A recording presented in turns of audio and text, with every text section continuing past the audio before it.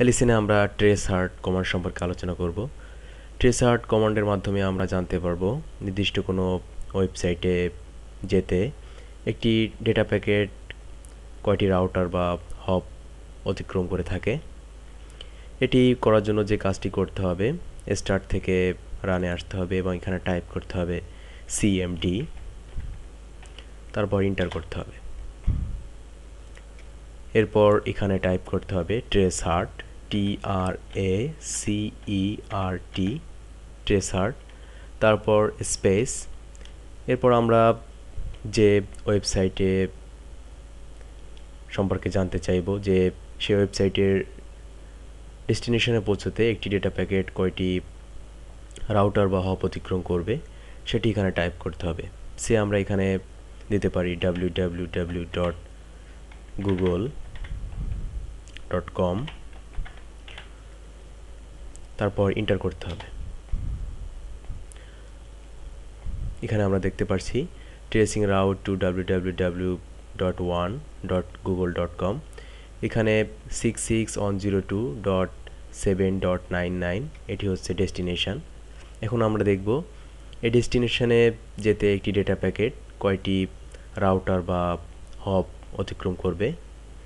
এখানে আমরা দেখতে পাচ্ছি প্রথম যে স্টেপ, এখানে রিকোয়েস্ট টাইম আউট, তারপরে যে স্টেপ রিকোয়েস্ট টাইম আউট, এবং থার্ড স্টেপে আমরা দেখতে পাচ্ছি 790 মিলি সেকেন্ডে, তারপর 437 মিলি সেকেন্ড এবং 236 মিলি সেকেন্ডে এটি যে গেটওয়েটি অতিক্রম করছে তা হচ্ছে 192.168.101.2, তারপর 248 মিলি সেকেন্ড, তারপর 629 মিলি সেকেন্ড এবং 335 মিলি সেকেন্ড এটি যে গেটওয়ে অতিক্রম করছে তা হচ্ছে 10.100.100.13, তারপর 703 মিলি সেকেন্ডে এটি যেটি অতিক্রম করছে তা হচ্ছে ঢাকা ম্যাঙ্গো.com, তারপরে 319 মিলি সেকেন্ডে যেটি এটি যে অ্যাড্রেস অতিক্রম করছে তা হচ্ছে ঢাকা ম্যাঙ্গো.com।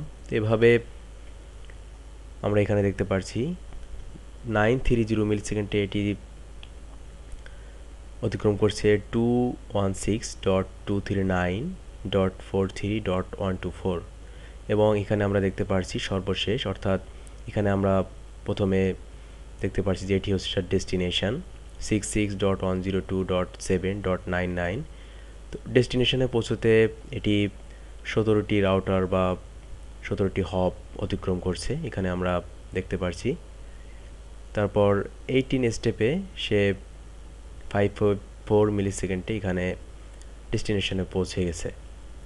তো এভাবে ট্রেস হার্ট কমান্ডের মাধ্যমে একটি নির্দিষ্ট ওয়েবসাইটে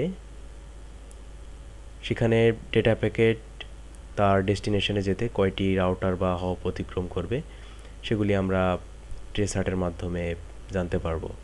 ধন্যবাদ সবাইকে।